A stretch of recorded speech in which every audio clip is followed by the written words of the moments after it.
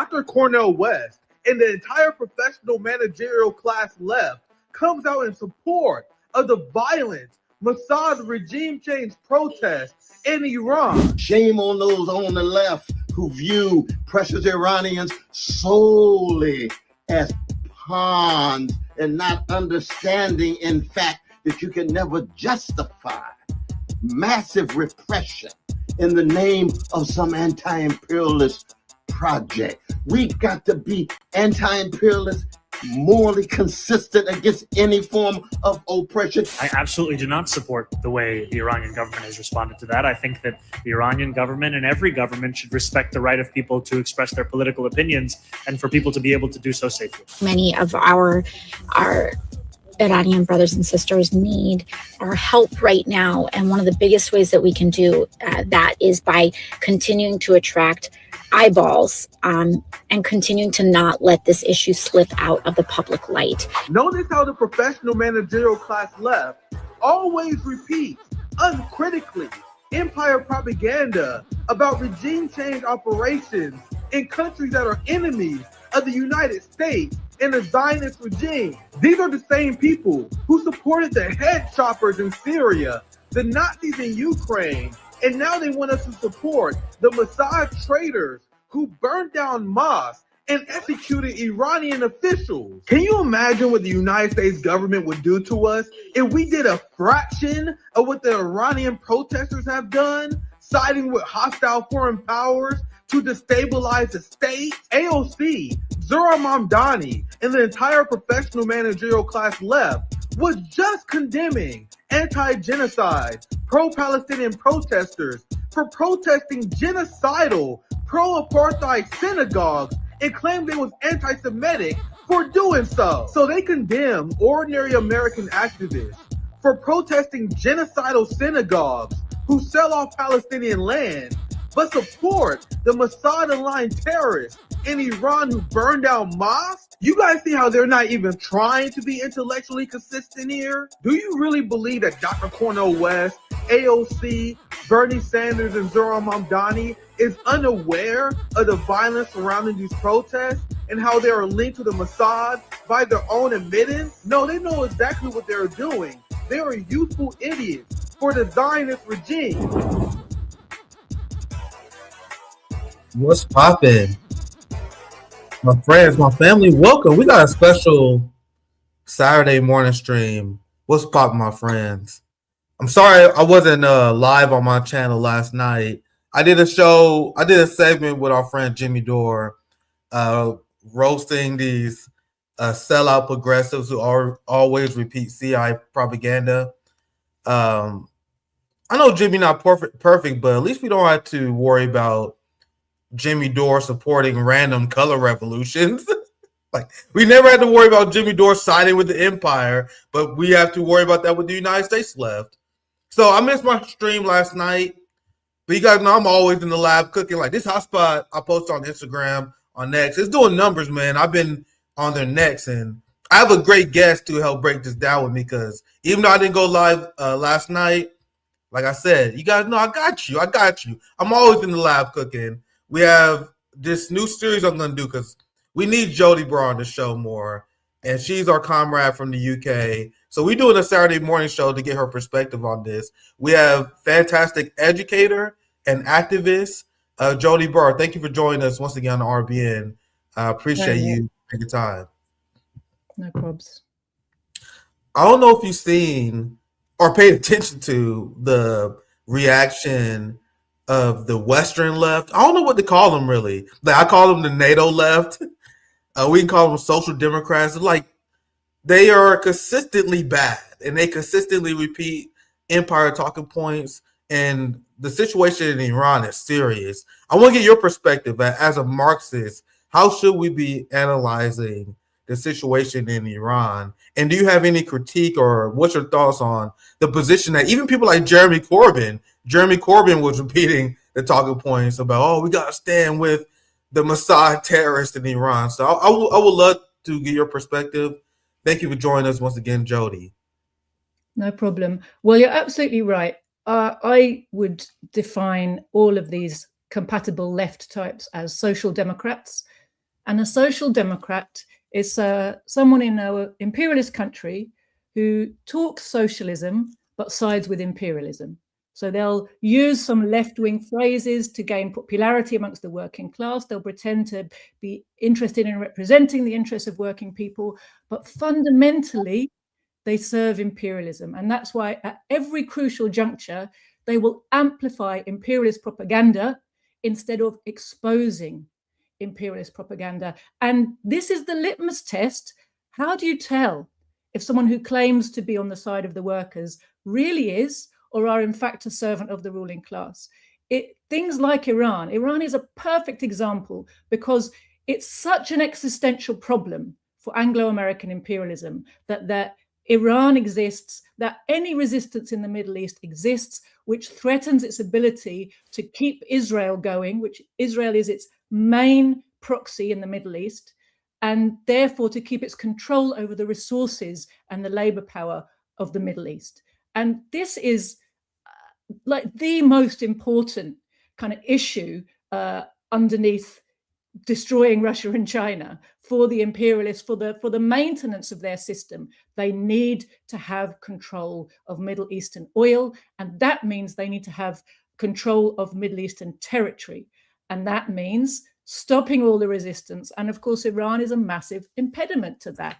Iran under the Shah was basically a protectorate of BP and then later British and American oil companies.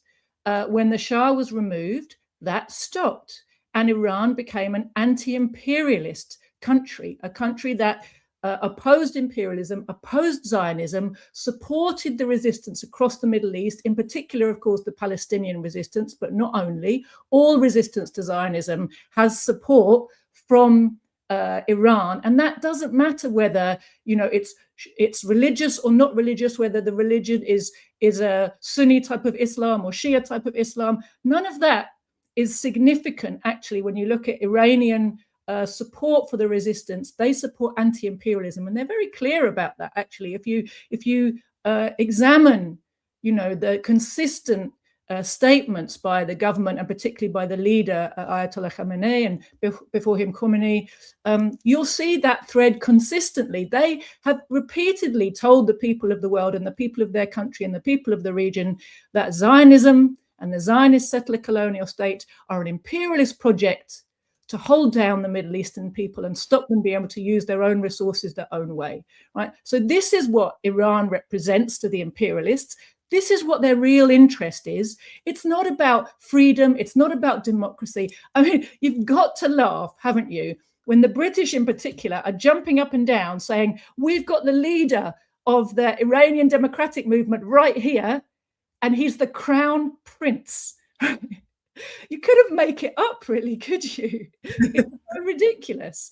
But nevertheless, the Western media dutifully, and all of these left politicians dutifully parrot that the problem with Iran and the reason that we're agitated about the Iranian government and anything that they do economically, militarily, and all the rest of it is about freedom, democracy, the right of its citizens who are apparently having a terrible time under a dictatorship. They don't mind a dictatorship in Saudi Arabia, right? But in Iran, it's really upsetting for them, right?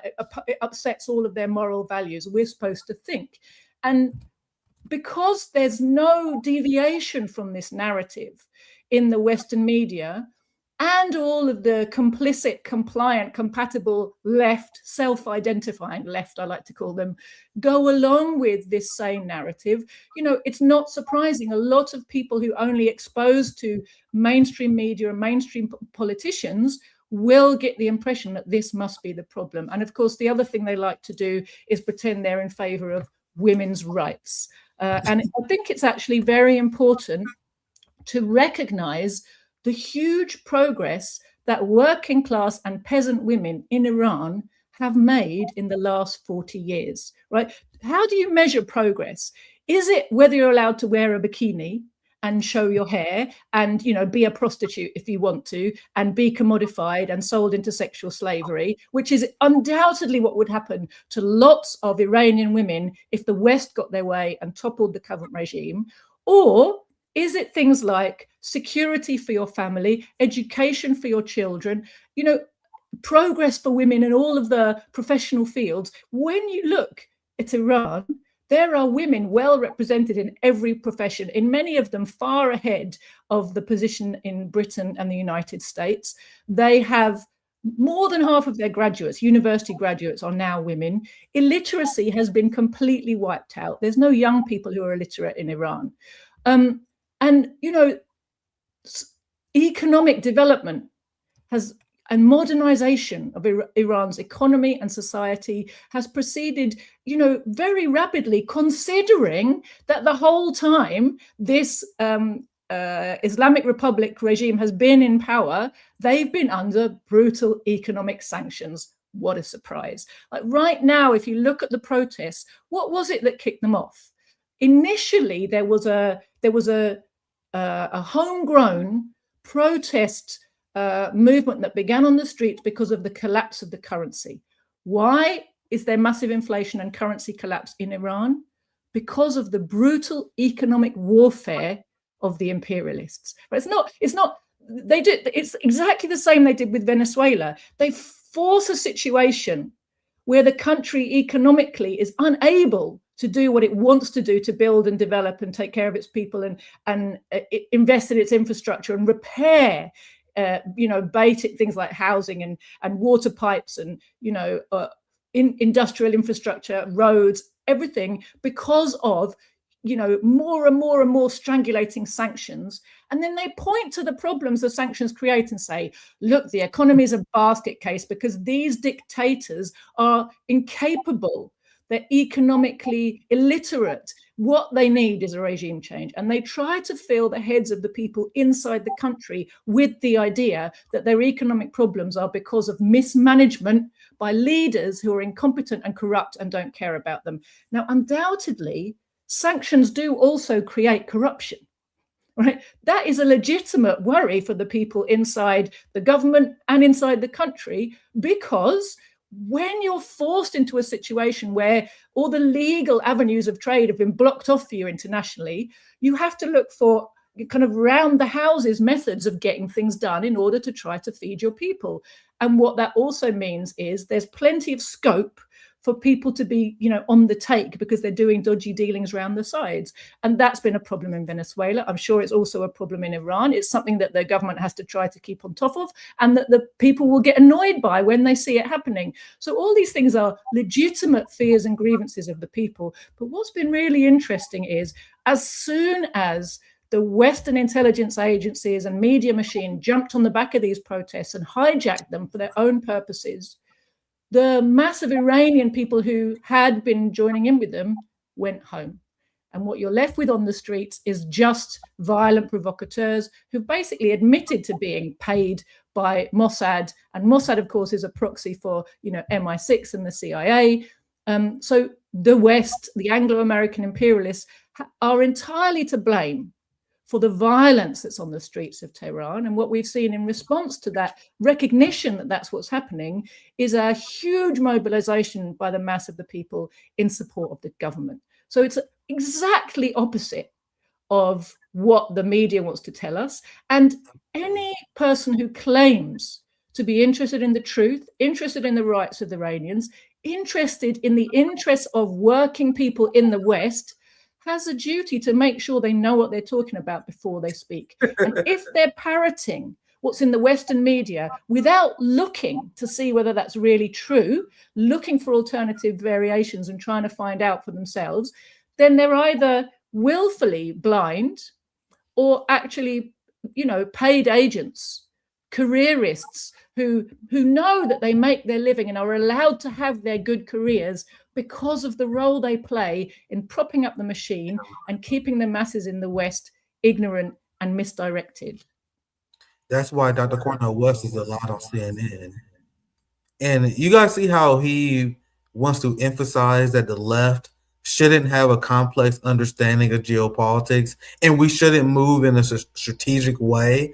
Why shouldn't the left? Why shouldn't anti-imperialists have a strategic route on how we move on geopolitics in the world stage? You notice how Dr. Cornel West was like, yeah, I know some people on the left like to protect Iran because they support the Palestinian resistance. So, what do you mean so? That's a gigantic, big deal. Iran's stance on the world stage, how Iran has supported people who've been victims of United States imperialism. And to me, when I see like Dr. Cornel West repeat empire propaganda against Iran, it's like particularly jarring because what have Iran done to us but stand shoulder to shoulder with Black freedom movements all over the world, including ours? Like, what has Iran done to us? Because they've been in support of Black liberation movements. Here he is now. The United States oppresses its Black population. Do you guys know in the 1979 Iran hostage crisis, they let Black Americans go because they stood in solidarity with Black Americans, and they said they don't want to cause any further suffering to the Black people who are victims of United States and Western imperial violence. So these are people who've been longtime allies of ours, the same way that the Palestinians in Gaza have been longtime friends of ours, the same way that South Africans resisting apartheid had international solidarity with Palestinians, African Americans, the same way our Afro-Brazilian brothers and sisters as well. You guys see how the United States professional managerial class is willing to throw all of this international solidarity away for a CNN gig? Do you guys understand how nefarious this is? You have Zoran Mamdani who sell out liberation movements so he can get a mayor job. He condemns Hamas. Remember, Zoran Mamdani and Dr. Cornel West, who condemned Hamas for October 7th, by the way. I don't know if you guys remember that. They condemn Hamas, but support terrorists in Iran who burned down mosques and murdered over 300 police officers. You guys see the open contradiction? The same way that Zoran Mamdani's wife supported the Free Syria movement. I'm sure he did too. I just don't got anything on record on him saying it. But we all know for a damn fact that Zoran Mamdani's wife was a rabid Free Syria head chopper supporter. She posted about it all the time on her Instagram and social media pages. And everyone was like, yo, I know we don't want to talk about Zoran's wife. We want to keep people's family out of it. But isn't that a giant fucking red flag? And Jody, I know, do you notice this pattern? Because they support the head choppers in Syria. They supported the Nazis in Ukraine. Dr. Cornel West supported Alexei Navalny in Russia. You had Zoran calling Nicolas Maduro a tyrant and authoritarian. They were smearing Cuba. And I'm seeing this pattern where it's over and over again. It's not like they get one thing wrong, Jody, and we're assholes who nitpicking them. It's over and over and over and over again. So, Jody, I'll pass to you if you have any thoughts, because you mentioned the Iranian crown prince. We're going to get to him very soon, but I want to pass to you if you have any thoughts before I move on. Definitely. You know, that clip of Cornel West that I saw, one of the ones that you posted, there's been a few, I think, but he does this thing of claiming a moral high ground and talking about morality like it's this abstract thing, and there's such a thing in the universe as good and bad with no context and no class content. And that's a very important thing to recognize. He's obscuring the class issues and the class interests behind different types of violence. Now, in fact, the Iranian deaths that we're being told about are massively exaggerated. Most of the ones that are being reported are just pure fiction. Right. Many of the ones that have taken place are actually by the provocateurs against the Iranian government, but they're all counted by the Western media as if it's only the government that could be violent. The government's violence has been much less in response. They've been very, very measured and controlled. So, you know, it's all a big con, the whole deaths and repression kind of narrative. But even if, all right, let's say there had been a lot of deaths of these provocateurs by the Iranian government, say there'd been thousands of them, against people who were trying to, with Western backing, trying to overthrow the current government and system. Would that be wrong? Would that mean we should not support it? Nonsense. Class-based interests have to come first. When you look at overall the deaths from imperialism, look at the deaths that are being suffered just by Iranians because of sanctions, then because of bombing, then because of degradation of their infrastructure. They don't have the right to use violence to defend themselves against all this violence. Economic warfare is violence. Capitalism is violence. Imperialism is violence. To get free against this very violent enemy, violent methods will be part of the necessary strategy. And if we say they can never be used, we're saying we will be your slaves in perpetuity. Is that a human way to respond to permanent oppression? I will just take this and my children, you can make it even worse for them, no problem, carry on, because morality says I mustn't use violence, although you use much worse violence against us forever, and it gets worse and worse. If you put it in its proper context, you can see that doesn't make any sense, but they hold up to us this idea. This is the rhetoric they hand to us, that there is such a thing as non-violent protest which leads to successful social change. It isn't true. It wasn't true in the case of India. It's not true anywhere else in the world. Look at the Palestinian resistance. The more they're oppressed, the more they realize the only course open to them is to pick up arms. That's not because they wanted to. It's not because they're inherently violent. It's because they worked out that nothing else is going to work. Look how many people died in the Great March of Return. Non-violent protest. What was it met with? Brutal systemic violence. Right? In the end, what's the message?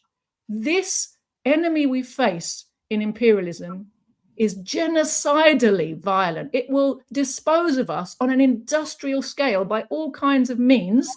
And again, it's just the logic of the system. It's not even that the people on top are particularly bloodthirsty, but they don't care how many of us die when they're getting on with making their profits. And it just turns out, as far as they're concerned, that it's quite necessary for lots of us to die while they're getting their profits. And that, because it means holding the vast majority of the world's population down brutally by force. Right? So we need force to overcome that force. So I just wanted to kind of make that point. And then the other point that's really important, I think, is this question of our common cause. Now, our movement, the movement for working class emancipation and liberty, sovereignty, freedom, that movement, the movement for socialism, is an international movement. And we have to recognize that the people who are fighting on the front lines today against British and American imperialism, they are helping to weaken our class enemy. If they win, our class enemy gets weaker at home. That gives us possibility of breaking through. The more they succeed in holding down the world's people, the richer they are, the more powerful they are at home, the harder it is for us at home to organize to get our liberation. So it's not abstract. It's not charity. It's not that we want the world to be fair only. It's simply a question of class interests. For us to win, we have to work hard to make sure they are also winning. We need to mobilize our people, to support them, to call for their victory, and actually to organize to help their victory to happen, like organizing non-cooperation with the war machine, organizing to take down the psychological operations, the propaganda operations, which are confusing not only our own people, but aiming to demoralize the people who are under fire as they're under fire. I actually think it's brilliant that the government of Iran managed to close down 99% of outside internet traffic into Iran, including the Starlink, right? It's got the imperialists crazy. They're banging on about free speech, right? What they mean is our ability to control the minds and the narrative received by ordinary Iranians has been locked off. And that has sabotaged one of the crucial pillars of their latest regime change operation. And it's fantastic that the Iranian government has been able to do that, because it's actually very difficult. That was such a fantastic point, and I love that. We need to emphasize that. People need to realize that pacifism is a personal choice. It's not something that you're supposed to weaponize against indigenous people, against people fighting against their oppressors. And that has been the professional managerial class left, the academic left brain rot that infested left movements all over the West. And that's why, like, I got nothing but a huge smile on my face hearing you dismantle their pacifism nonsense, because I am not a pacifist. I think we need to be strategic. Like, it obviously doesn't make any sense to just go gun ho right into an ICE officer, right? But I think we do need strategic resistance, and we need to support the resistance against the imperial structure, the indigenous people fighting against the imperial structure, the enemies of the state. Like, just the way you put it is so fantastic. That's why it's great to have you here today. And another point you made earlier, before I move on, this is where you said a lot of thought provoking things. Well, you mentioned very early on, which is a point I want to emphasize, is the fake Western left pretending they care about Iranian women, and they pretend that Western liberalism is the structure and the planning model that we need to provide for women. And then once again, they never asked the right question. I love the train of thought you went down on when you were describing this. They view Iranian liberation for their women as their right to, like, create an OnlyFans account, to become prostitutes, and they want to turn Iran into Thailand. They want to turn it to Japan, where United States troops go and rape Japanese sex workers all the time. Like, this is what they want, and that's what they view as liberation for women. But the real question that we should be asking is, like, do you have the ability to start a family? Because we have an entire generation that is struggling to even start a family. In the United States, a woman can be bankrupted for having a child. You see how much it costs to have a child because we don't have a nationalized healthcare system? Do you understand the sacrifices that young mothers in the United States and the West have to make because we don't have paid maternity leave? They said we support family values, but once you have your child, get back to work, because apparently a parent not supposed to be there to provide for the child. So how is not having paid maternity leave? Like, that's extremely anti-woman. That's anti-family. And these are not societies that is meant for women to thrive. And these are questions that we need to ask ourselves. Is this really the system that we need if we actually want the liberation of women in the working class across the country? And you guys see how Dr. Cornel West in the professional managerial class, they don't even begin to ask these questions. You guys see how they accept the framing?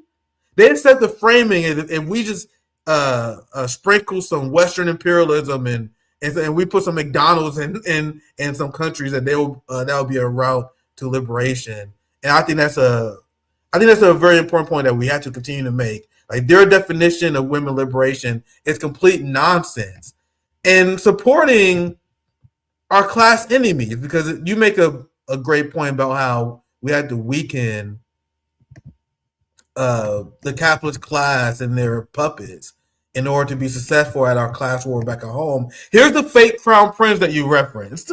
This is the person that Dr. Cornel West is in solidarity with.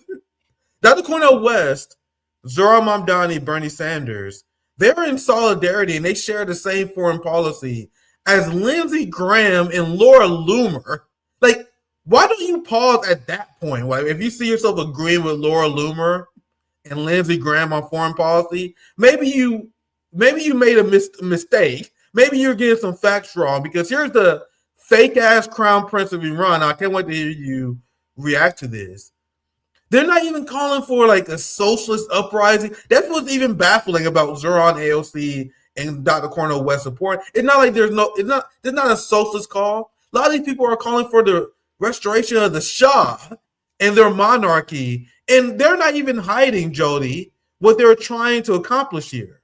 They're trying to turn Iran to a subservient state for a Zionist regime, and they're going to turn Iran and all their resources against the Palestinian resistance. And I'll play this clip, and I want you to respond. But if this man accomplishes what he says he's going to accomplish with the United Reza Pahlavi here, the fake crown prince, it would mean it will mean the creation of the Greater Israel Project. It will be here. The Palestinian resistance will be dead. Here he lays out his intentions. To all of our friends around the world, under the yoke of the Islamic Republic, Iran is identified in your minds with terrorism, extremism, and poverty. The real Iran is a different Iran, a beautiful, peace-loving, and flourishing Iran.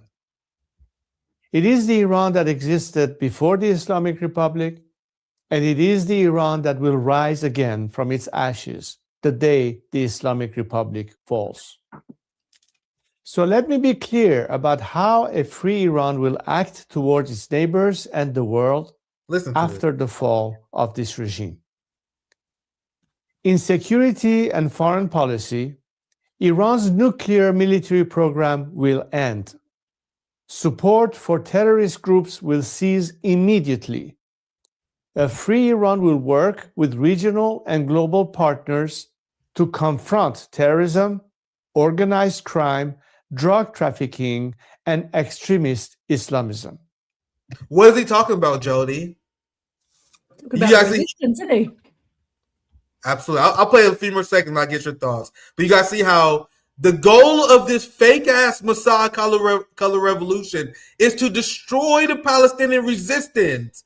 But Dr. Cornel West, who has a doctorate degree, Ro Khan, a doctorate degree, all these professional managerial class left people in the United States, they are pretending they don't understand this. But sorry, let me finish it. This is insanity.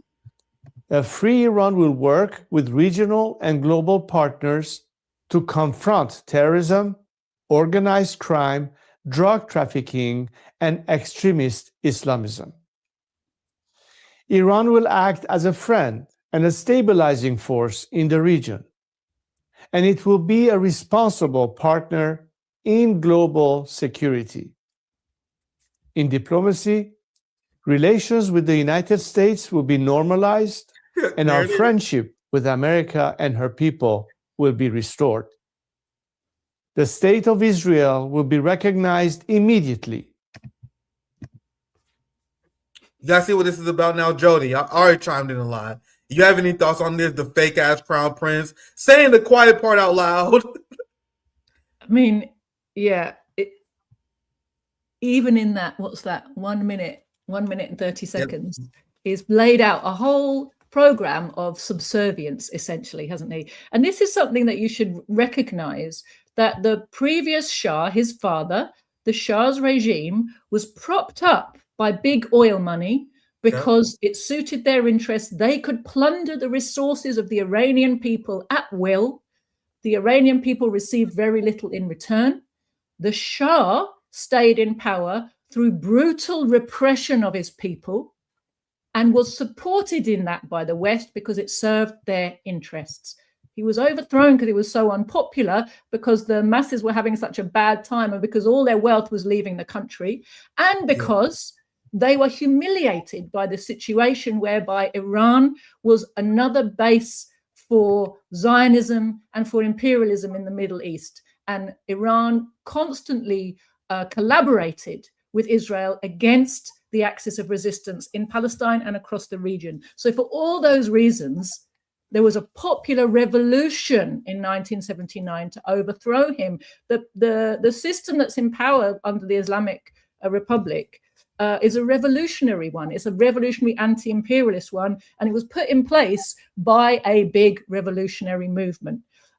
So it's interesting when he says, we will rise again, the old Iran is going to rise again. That's the Iran he's talking about.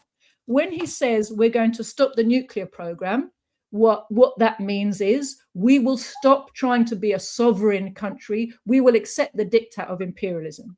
When he says we will stop support for terrorism, he means we will help you turn against the resistance and try to crush it, right? The resistance of the people against imperialist domination and against Zionism, right?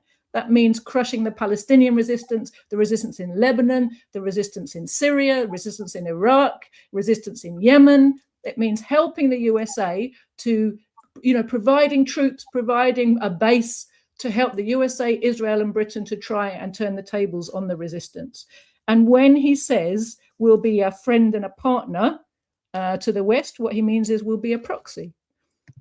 So the other thing I think we need to recognize in all of this is there's a lot in Iran which makes it a target by itself, but also Iran's place in the anti-imperialist world also makes it a target. You know, everything we're seeing at the moment is part of a bigger strategy of the imperialists to try to regain their global hegemony and dominance, try to have a reset for their system in the face of an incredibly deep economic crisis, which is, you know, ruin is staring their system in the face, right? They're on the verge of terrible economic meltdown.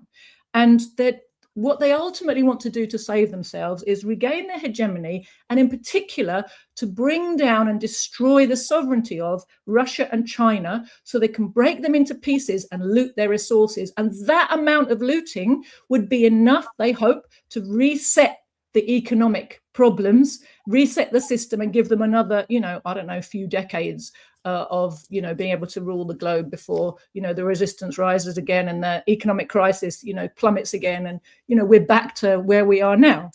This is their ultimate goal, to bring down Russia and China and the whole anti-imperialist world, and to have this looting bonanza.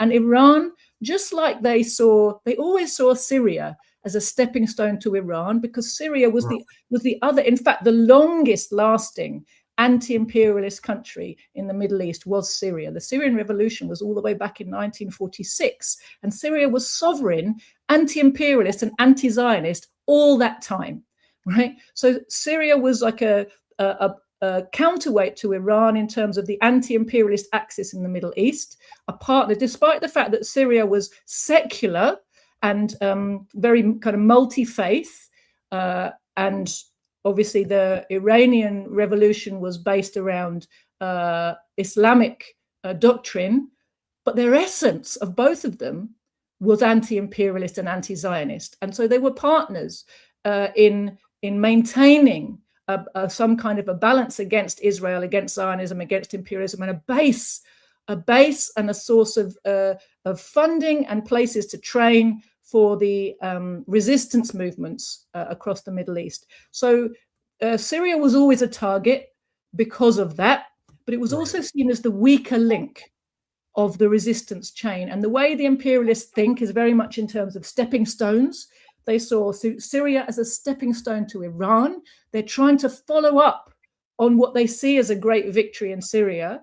You know, while things are still difficult and unstable, they're trying to follow up to take down Iran as what they would see as a stepping stone to Russia and to China. They very much have this mentality that if they can come for members of the anti-imperialist bloc one by one, hopefully, you know, find the weakest links and take them down, in the end, they'll be able to bring down China with a lot less resistance, because it will be isolated and weakened. And therefore, you know, its people, it will be possible to starve its people into wanting to make regime change from within, right? Because they know militarily they can't do a head-on collision, but maybe they can make enough economic troubles that the fabric of society starts to fall apart and the people decide they want to rise up. That's the kind of general pattern of how they're doing these regime change ops. But we should recognize that they're not getting all this their own way. Venezuela, they saw it as a weak link in this alliance. And although they were able, with their massive military operation, to kidnap the president, something they also tried to do in Iran but failed twice, they managed to kidnap President Maduro. They didn't manage to make regime change. They weren't able to do what they wanted to do, actually. They make a lot of statements that they've done it, but they haven't. When you look at the special military operation in Ukraine, but waged by Russia, that was provoked by NATO, it's basically NATO's war against Russia in Ukraine. That war was begun with the same mentality that the war hawks had told themselves, that Russia was the weak link, would be easily taken down, and that would weaken China, and then we'll be able to come and get China, right? That was their narrative. What happened? Exactly the opposite of what they wanted. They themselves, the imperialist camp, have suffered a huge demilitarization, a massive military defeat. They have had a massive economic defeat. Europe in particular is suffering hugely, the European imperialist powers, as a result of sanctions that they anticipated would destroy Russia's economy within a few months. They knew that they would get some pain, but they thought it was going to be short term. And in the 6 months or so, they'd be having a free orgy of looting of Russia's wealth, and that would make it all worthwhile. And they've had the exact opposite. So now they have made their own economic, political, and geopolitical situation worse instead of better. Right, so they don't get everything their own way, and we must be very wary of falling for the psychological operation that tries to tell us that everything that happens is exactly what the US wants to happen, and when the US president makes a pronouncement, it's automatically going to come true, and everything is as was planned, because it absolutely isn't. Yeah, what a fantastic breakdown, and this is why it's extremely important for the left to understand geopolitics. You understand? This is why I cover foreign policy and geopolitics around 90% of the time. Like, that's what I talk about almost all the time. It's very important for the left to understand it, to understand the ambitions of the ruling class, and to understand the global class war that has been waged since the start of what they call the Cold War. I call it the class retaliation. It's the global class war by the capital class in retaliation to labor wins after the Industrial Revolution. But that's not sexy, so I guess it's easier to call it the Cold War, I guess. But the Cold War never ended, guys. It still continues. And there's nothing more cringe than people who call themselves academics, people on the left who don't understand that. The people who don't understand this massive class war that's being fought, and they don't understand the geopolitical implications of these uprisings that they support in Syria and Ukraine. Like, they're now supporting the wall-touching fake crown prince. And here's the same crown prince. I'm gonna go through a few receipts here real quick. Here's another short video of him endorsing the United States murdering Iranians. Are you actually saying then that Israel bombing your country, civilians in Iran being killed, is a positive thing? I'm not saying that the targeting was meant to hurt the Iranian people. The targeting was meant to basically neutralize the regime threat. Clearly, I don't think that it was an intention of the Israeli government to attack Iranian civilians. Are you, bro? Over 100 Iranian people, hundreds died during the 12-day war, and this is the guy they want to lead the country endorsing Israel and the United States violating Iranian sovereignty and murdering their own people, because once again, we know why he was chosen. Will be restored. The state of Israel will be recognized immediately. So whenever you hear Dr. Cornel West and any of these fake leftists pretend that this is about anything else, don't assume that they're dumb, because I think they know this. You telling me that Dr. Cornel West don't know who this guy is? That Zohran Mamdani don't know who these people are? That Bernie and AOC don't know? I'm done giving these people the benefit of the doubt. You guys can if you want. I don't think I'm that much smarter than them. I'm a college dropout. If I can study and I can learn this stuff, they can. You're a CNN commentator, Dr. West. AOC, you're a member of one of the most violent institutions in human history. Zohran Mamdani, you work for the millions of New Yorkers, not the other way around. So if you're a leftist in New York, you got the right to demand Zohran Mamdani to get this kind of stuff wrong, because it's no excuse. No excuse not to. And I'm gonna just quickly cover some things that we already mentioned. This stuff. We already showed the receipts. It was not even a protest. Even calling it a protest is misleading. This was a straight up Mossad invasion of the Iranian state. And you want to know how they overcame it, Jody? Because they using the same tactics over and over again. What you mentioned before, how they weaken a country with sanctions. They cause economic harm against the people, try to turn them against the regime or the government. And then they fund the most extremist elements of the society, like the Nazis in Ukraine, the far right. I think you could call them Nazis in Venezuela.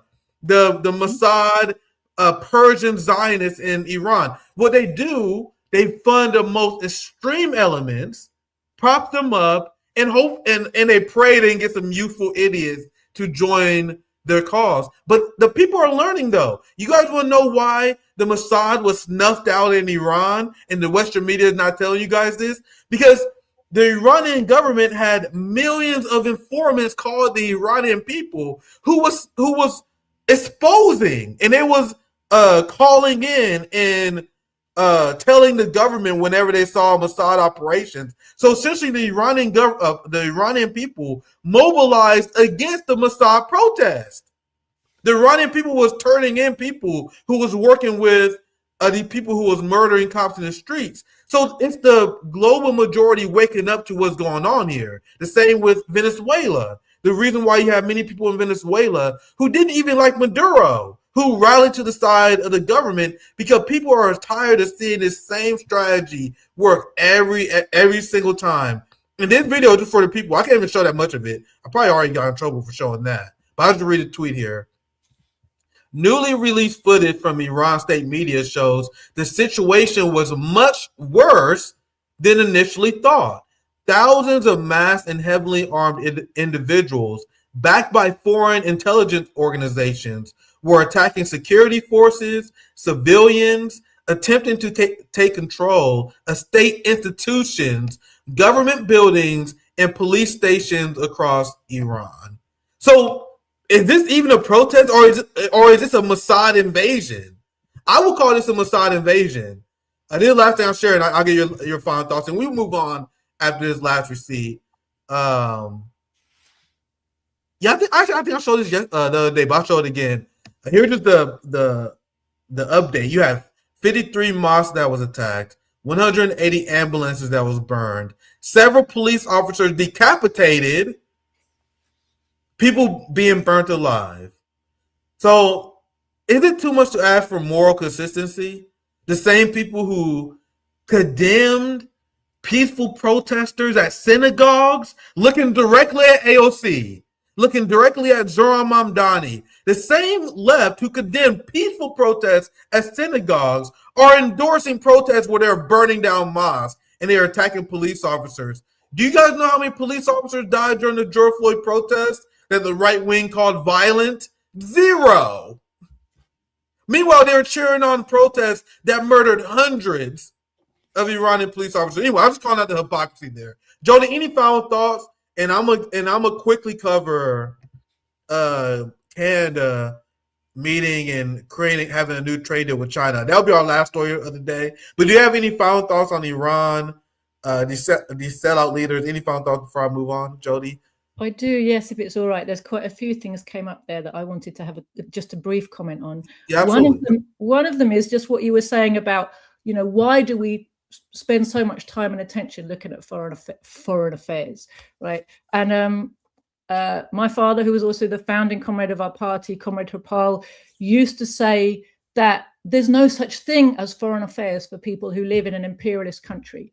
If you don't understand the whole machine, you understand nothing. And if you allow the ruling class to tell you that what's happening over there, the crimes they're committing around the world and the countries they're plundering and the people they're murdering are nothing to do with you and how you live, you are letting them keep you confused and weak and powerless to understand how to fight back. So we can't make a separation. We don't have the luxury. We who are workers who live in imperialist countries, we cannot separate the domestic front from the foreign front in this war if we are serious about liberating ourselves from capitalist imperialism, which we should be. The Cold War really was a class war, and it was an anti-communist war. And anti-communism is anti-working class. And for people who haven't quite figured that out yet, it's time that you did. It's time that you understood that communism is the ideology, socialism, Marxism, is the ideology of the working class. And all the attacks on it are attacks on you. Right? And the whole Cold War anti-communist crusade, where millions of communists and communist aligned and communist leading individuals, civilians, governments, armies, but mostly just ordinary people, were massacred all over the world during that whole period, that wasn't a Cold War. It was very, very hot. Just because there wasn't fighting on your street, that doesn't mean there was no fighting. And that's this is one of the ways in which we are infected in the Western countries with social chauvinism, infected with the idea that our lives are more important than the lives of people around the world, that our society is somehow inherently superior, and therefore we as people are inherently superior. And it's part of how we're persuaded, along with bribes, a nicer standard of living, how we're persuaded to look the other way. And really, social chauvinism is what social democrats do, right? It's actually why social democracy is the biggest enemy of the working class, because it facilitates social peace at home in the imperialist countries. It ties working class to its own imperialist ruling class. It helps us to feel that we have some identification with our own exploiters, and that we are somehow separate from, different to, and better than our fellow exploited in other parts of the world. And really, that's such an important lesson for us to understand. In Britain, the main agent of social democracy in the British working class movement is the Labour Party. And until the mass of the working class and all its organizations, its trade unions, its anti-war movements, until they break completely with the Labour Party and with social democracy, they will continue to be co-opted, misled organizations. And we as a working class will continue to be totally impotent in the face of the most egregious attacks on our pay, on our conditions, on our freedoms, because we're unable to organize to fight back, because our official leaders are actually representing our class enemies. So I just wanted to make those points. There was something else I wanted to come to quickly, if I can. That's this idea about Shah Pahlavi and all of those Iranian democracy movement people. Actually, if you bury into what they say and what they do and what they represent, they despise the Iranian people. They claim to speak for them. They don't know them. They don't care about them. They are absolutely classic upper-class comprador types who love the imperialists and hate their own people.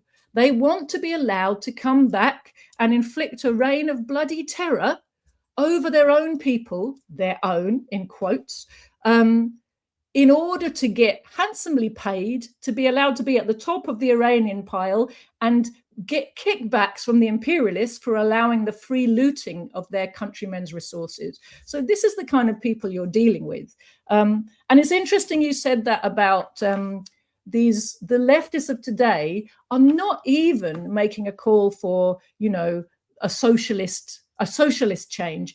It's interesting how that's changed, because for about 15 years, when I was in the anti-war movement, when I was younger, every time anything happened in Iran, and sometimes when it felt like nothing was happening in Iran, I would go to anti-war meetings that were supposed to be about what was happening in Afghanistan and Iraq.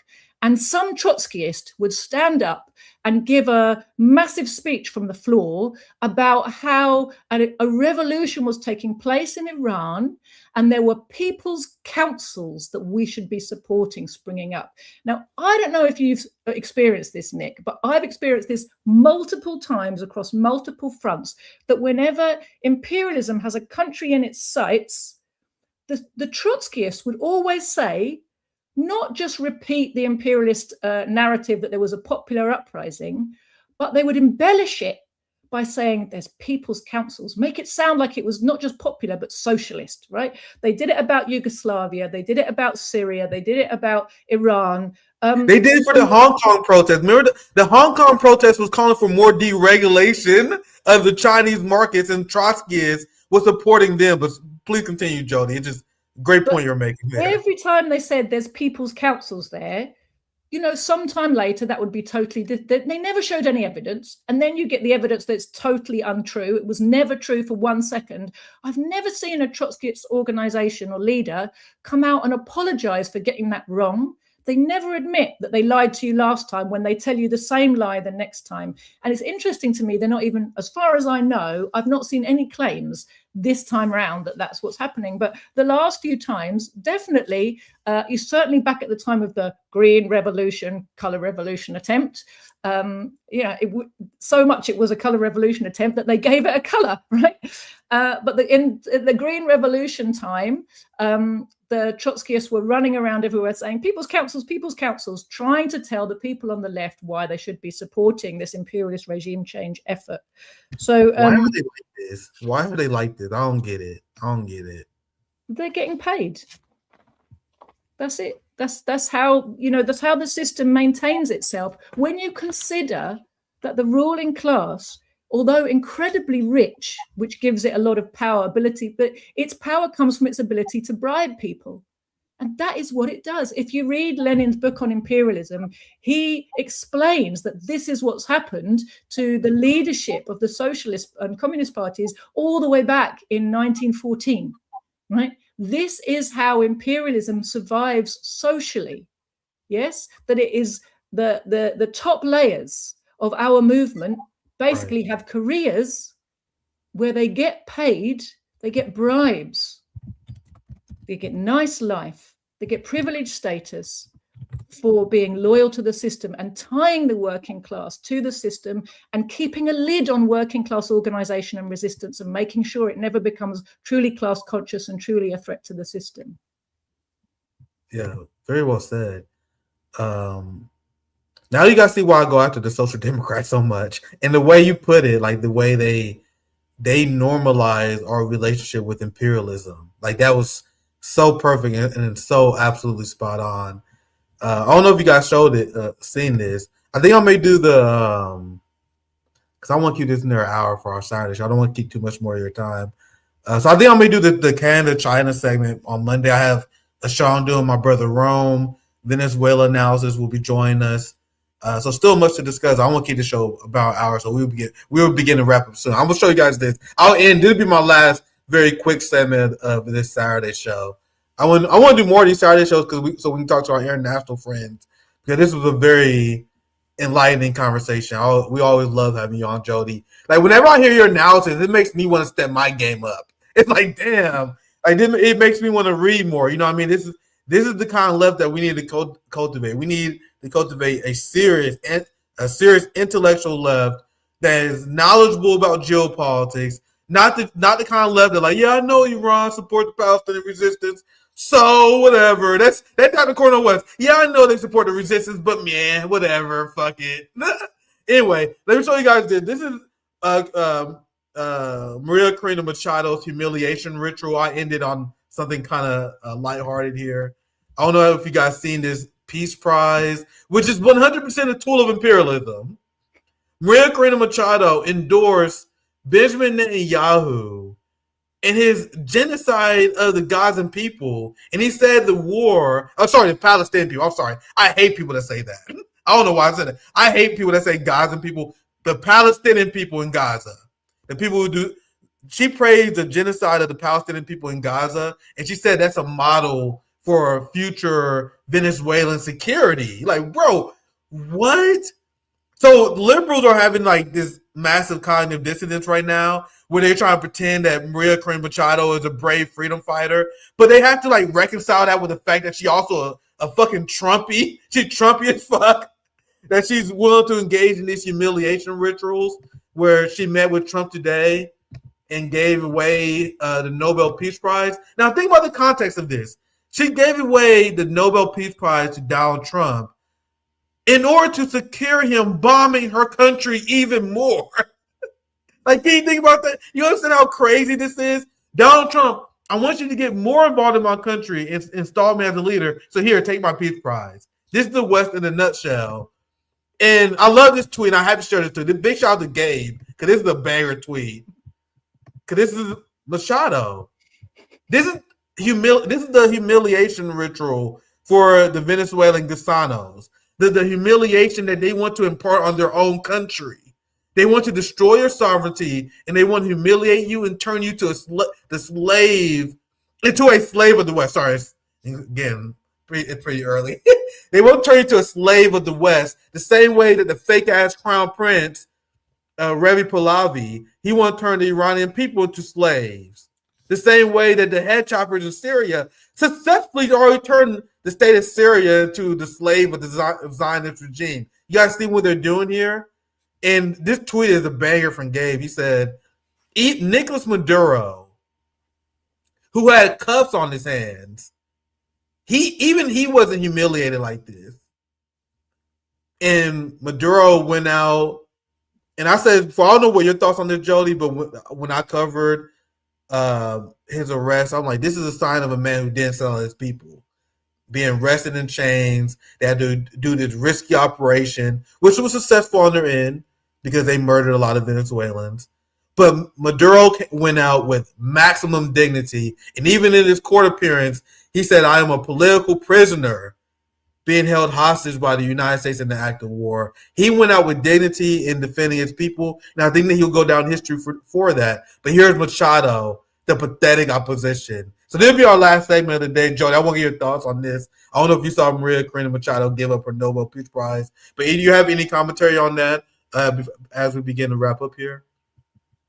100% agree with everything you said there, Nick, really. This saying the quiet part out loud seems to me symptomatic of the decay of the imperialist system. It's not a sign of its strength. You know, it used to be that it could project an image of being very civilized and diplomatic, and of strength of its democracy and its free speech and its freedoms. And although it engaged in all these covert operations that were illegal against international law and against all of the principles it claimed to uphold, in public, its stance was very strong. And because of its military power and its economic power and its prestige and the good life afforded to its citizens, there was a general sense that, you know, from a lot of people around the world, that this was all true.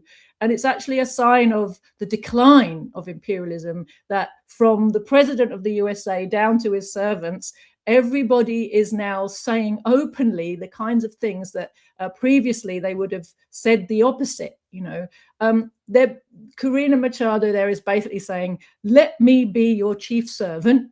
Let me be your overseer, please. You know, literally practically on her knees, begging, auditioning, isn't she, for the part? Please let me be your chief slave in Venezuela. But interestingly, you know, the parallel that you made is very important. I think that everywhere the imperialists try to get their way, they're unable really to send in big forces of their own. They have to wage proxy warfare. And in order to have proxy troops that are willing to fight, they basically need to be motivated ideologically. And so they all are guided by fascist ideologies of various stripes. So we've got Ukraine, South Korea, I've written another, Hong Kong, Venezuela, Syria, Israel. In every case, these are proxy forces of imperialism guided by fascist ideology to be the stormtroopers on the ground against the resistance, the popular rising resistance of the people against imperialism.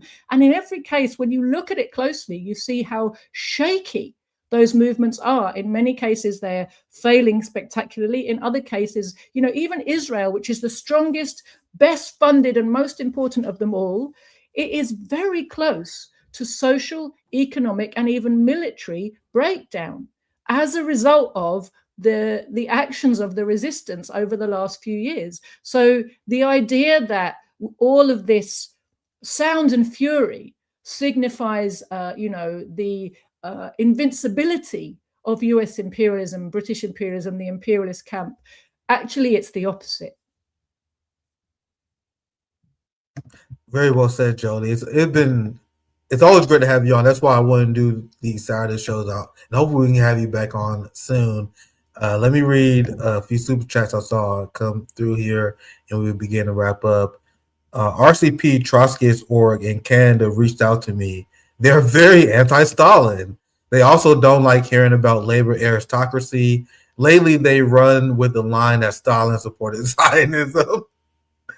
Yeah, I hear this all the time. That's why I have I have people on who help me debunk that. Like Hazi's very good on this. We had Jody. They're like people who are like super anti-Stalin, and they always repeat these easily debunked CIA lies. It's tough. It's tough, but that's why it's great to have Jody on to actually like explain the difference between like a Trotskyist and someone who's a communist, because they will have flowery language and they will trick a lot of people, you know what I mean, to thinking they're on their side. And you hear them talk about the Hong Kong protests.